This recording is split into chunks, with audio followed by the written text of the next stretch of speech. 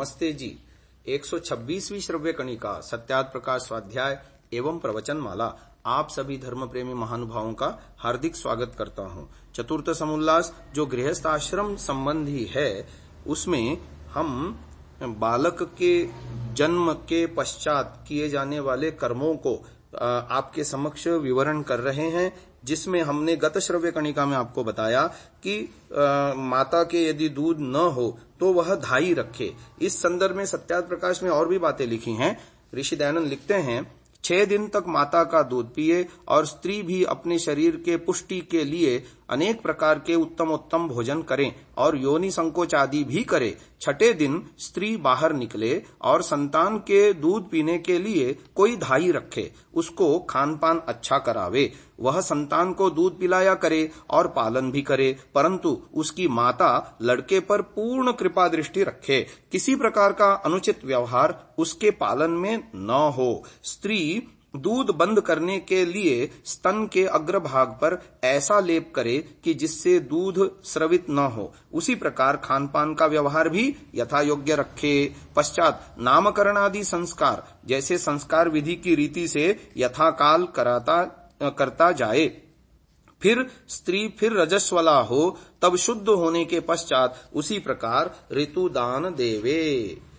अब गृहस्थी होते हुए भी ब्रह्मचारी कैसे रहा जाता है, इस विषय में कुछ मनुस्मृति के श्लोक दे रहे हैं। ऋतुकालाभिगामी स्यात् स्वदार निरतः सदा ब्रह्मचार्येव भवति यत्र तत्राश्रमे वसन। जो अपनी ही स्त्री से प्रसन्न और ऋतुगामी होता है, वह गृहस्थी भी ब्रह्मचारी के ही सदृश है। अब ऋतुकालाभिगामी यहाँ पर उद्धृत मनुस्मृति 3:45 व 3:50 श्लोक अधूरे हैं। 3:45 का यह पूर्वार्ध है, जिसका उत्तरार्ध इस प्रकार है, पर्ववर्जम व्रजेच्चैनाम तद्व्रतो रतिकाम्यया। ब्रह्मचर्यैव यह 3:50 का उत्तरार्ध है। इसका पूर्वार्ध इस प्रकार है, निन्द्यात् स्वष्टासु चान्यासु स्त्रियो रात्रिषु वर्जयन्। यानी यदि आप दोनों श्लोकों को पूर्ण रूप से पढ़ें तो इस प्रकार होगा, पर्व वर्जम व्रजे चैनाम तद्व्रतो रतिकाम्यया ऋतुकालाभिगामी स्यात् स्वदार निरतः सदा। और दूसरा जो श्लोक है, निन्द्यात् स्वष्टासु चान्यासु स्त्रियो रात्रिषु वर्जयन् ब्रह्मचार्येव भवति यत्र तत्राश्रमे वसन्। तो इन श्लोकों का अर्थ कुछ ऋषि दयानंद ने भी किया है, हम भी करते हैं। विवाह के कारण पत्नी के साथ समागम की अनियंत्रित छूट नहीं मिल जाती। मनु जी के स्वर में स्वर मिलाकर याज्ञवल्क्य जी भी कहते हैं कि ऋतावृतौ स्वदारेषु संगतिर्या विधानतः ब्रह्मचर्यम तदेवोक्तम गृहस्थाश्रम वासिनाम। ऋतुकाल में संतान उत्पत्ति के निमित्त स्त्री से समागम करने वाला पुरुष गृहस्थ में रहता हुआ भी मानो ब्रह्मचारी है। शास्त्र का यह आदेश है, ब्रह्मचर्यम समाप्याथ गृह धर्मम समाचरेत ऋणत्रय विमुक्त्यर्थम धर्मणोत्पादयेत प्रजाम। अर्थात ब्रह्मचर्य काल की समाप्ति पर देव पितृ तथा ऋषि ऋण से मुक्त होने के लिए मनुष्य शास्त्रीय मर्यादाओं का पालन करते हुए संतान उत्पत्ति करे। रेतः संयम के बिना न तो 100 वर्ष की आयु हो सकती है और न ही संतान बलिष्ठ मेधावी चरित्रवान बन सकती है। यानी वीर्य की रक्षा अनिवार्य है गृहस्थ धर्म में भी। पुरुष सदा ऋतुकाल में स्त्री का समागम करे और पर स्त्री से समागम का विचार भी मन में न आने दे। वैसे स्त्री भी अपने विवाहित पुरुष को छोड़कर अन्य पुरुषों से सदा पृथक रहे। जो स्त्री व्रत अर्थात अपनी स्त्री से ही सदा प्रसन्न रहता है, जैसे कि पतिव्रता स्त्री अपने विवाहित पुरुष को छोड़ दूसरे पुरुष का संग कभी नहीं करती, वह पुरुष जब ऋतुदान करता हो तब ऋतुदान के 16 दिनों में आने वाले पर्वों को छोड़ देवे। इनमें स्त्री पुरुष कभी रति क्रिया न करें। मनुस्मृति 2:45। जो निंदित यानी निषिद्ध रात्रियों में और भिन्न शेष 10 रात्रियों में से किन्हीं 8 रात्रियों में समागम नहीं करता, वह गृहस्थ में रहता हुआ भी ब्रह्मचारी है।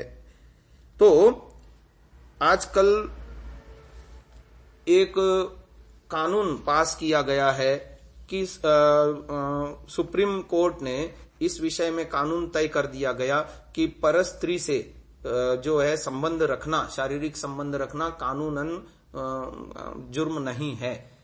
तो ये सारा भारतीय संस्कृति के विरुद्ध है, ऐसा नहीं होना चाहिए था। ये तो दुर्भाग्य है उन न्यायाधीशों का जिन्होंने जिनकी शिक्षा दीक्षा भारतीय वैदिक परंपरा से नहीं हुई, पाश्चात्यों का जिनका जीवन चरित्र के मामले में पशुवत है, उनकी शिक्षा दीक्षा उस लॉर्ड मैकाले की शिक्षा दीक्षा पद्धति से हुई। इसलिए भारत का दुर्भाग्य है कि आज ये दुर्दिन हमको देखने पड़ रहे हैं। आगे विवरण है, पर स्त्री के साथ मैथुन करना तो सदा निषिद्ध ही है। अपनी स्त्री के साथ भी 8 प्रकार के मैथुनों से यथासंभव बचना चाहिए। प्रत्यक्ष सहवास से अतिरिक्त मैथुनों में वीर्य स्खलित होकर अंडकोशों में आकर ठहर जाता है, जिससे धातु दौर्बल्य, स्वप्न दोष, प्रमेय, यक्ष्मा आदि रोग हो जाते हैं।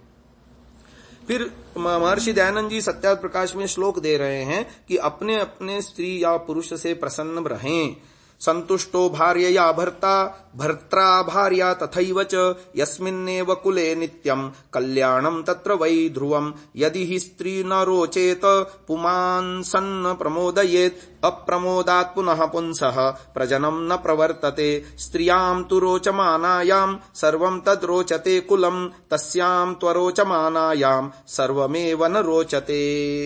जिस कुल में भार्या से भर्त्रा यानी पत्नी से पति और पति से पत्नी अच्छे प्रकार प्रसन्न रहते हैं, उसी कुल में सब प्रकार के सौभाग्य और ऐश्वर्य निवास करते हैं। जहां कलह होता है वहां दुर्भाग्य और दारिद्र्य स्थिर होता है। जो स्त्री पति से प्रीति और पति को प्रसन्न नहीं करती, तो पति के अप्रसन्न होने से काम उत्पन्न नहीं होता। जिस स्त्री की प्रसन्नता में सब कुल प्रसन्न होता, उसकी अप्रसन्नता में सब अप्रसन्न अर्थात दुखदायी हो जाया करते हैं।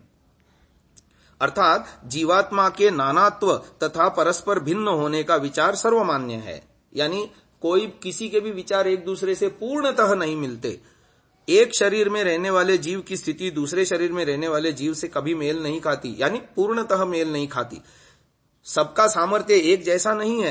भिन्न रुचिर ही लोकः सर्वमेकमेव न रोचते। सबकी अपनी अपनी पसंद है। परमेश्वर के सिवा पूर्ण कोई भी नहीं। अपने आप को अधूरा समझकर विवाह के माध्यम से अपने आप को पूर्ण करने का प्रयत्न किया जाता है, किंतु अल्पज्य अल्पशक्ति होने के कारण इसमें पूरी सफलता मिलना अत्यंत कठिन है। इसलिए एक दूसरे की त्रुटियों को पचाकर ही स्त्री पुरुष परस्पर सुखी रह सकते हैं। पूर्ण संतोष नाम की चीज संसार में दुर्लभ है। आजकल की दुनिया में इसको सेटलमेंट कहते हैं, है ना, एडजस्टमेंट, सेटलमेंट कहते हैं। एक दूसरे के साथ रहते हुए एक दूसरे की कमियों को छुपाते हुए या यूं कहो सहन करते हुए, एक दूसरे को सहन करते हुए, एक दूसरे की खूबियों का चिंतन करते हुए, एक दूसरे से लाभ उठा करके ही दाम्पत्य जीवन में सुखी रहा जा सकता है। ये बात यहां कहना चाह रहे हैं। वैदिक विवाह में व्यक्तियों के साथ साथ सामाजिक पक्ष पर भी बल दिया जाता है। इस संदर्भ में डॉक्टर राधाकृष्णन ने बहुत अच्छा लिखा है, the Hindu view of life, पृष्ठ 60 पर उन्होंने अंग्रेजी में लिखा है, मैं जिसका सारांश हिंदी में आपको बता रहा हूं। वैदिक विवाह में व्यक्तियों के साथ सामाजिक पक्ष पर भी बल दिया जाता है। न पुरुष को अत्याचारी कहा जा सकता है, न स्त्री को उसकी दासी माना जा सकता। व्यावहारिक जीवन में कोई भी दंपति ऐसे नहीं मिलेंगे जो प्रत्येक दृष्टि से एक दूसरे से मेल खाते हों। भेद के होते हुए भी एक दूसरे की भावनाओं का सम्मान करते हुए समन्वय और सामंजस्य के द्वारा ही दाम्पत्य जीवन सुखी हो सकता है। एक सामान्य लक्ष्य ही दोनों को जोड़े रह सकता है। प्रेम बलिदान मांगता है। संयम तथा सहिष्णुता के बिना काम नहीं चल सकता। विवाह के संबंध में 2 दृष्टिकोण हैं। एक दृष्टिकोण के अनुसार विवाह एक ठेका है, जिसमें स्त्री पुरुष एक दूसरे की आवश्यकताओं को पूर्ण करने के लिए मानो एक सौदा करते हैं। ठेके के साथ ठेका टूटने का भाव जुड़ा रहता है। जाने अनजाने ठेके की किसी शर्त का उल्लंघन होते ही ठेका टूट जाता है और स्त्री पुरुष विवाह के बंधन से छूट जाते हैं। और दूसरे संदर्भ में देखा जाए वैदिक दृष्टिकोण के अनुसार विवाह एक धार्मिक संस्कार है। एक बार संबंध हो गया तो हो गया, उसे जीवन भर निभाना होता है। जीवन पर्यंत एक दूसरे के सुख दुख में भागीदार होना पड़ता है, वह भी किसी विवशता के कारण नहीं अपितु कर्तव्य भावना से प्रसन्नता पूर्वक। इहैवस्तम विवाह यज्ञ में विनियुक्त यह मंत्र विवाह के उच्च आदर्श को दर्शाता है और पति पत्नी के संबंध विच्छेद का सर्वथा निषेध करता है। यानी तलाक नाम की कोई संभावना ही वैदिक विवाह पद्धति में है ही नहीं। इस मंत्र का अभिप्राय है एक दूसरे की भली प्रकार परीक्षा करके स्वेच्छापूर्वक दाम्पत्य प्रेम में आबद्ध रहने की तुमने प्रतिज्ञा ली है, उसमें जीवन भर आबद्ध रहना, क्षणिक आवेश में आकर कभी एक दूसरे का त्याग न कर बैठना, अपने घर में रहते हुए नाती पोतों के साथ हंसते खेलते प्रमुदित मन से पूर्ण आयु को प्राप्त करना। पाणी ग्रहण के प्रथम मंत्र में गृभणामयिते सौभगत्वाय हस्तम मया पत्या जरदष्टिर यथासह का उच्चारण करते हुए वर वधू इसी बात की घोषणा करते हैं। आगे हम इसी विषय को अगले श्रव्य कणिका में लेंगे। समय अभाव में इसको यहीं विराम देते हैं। ओम।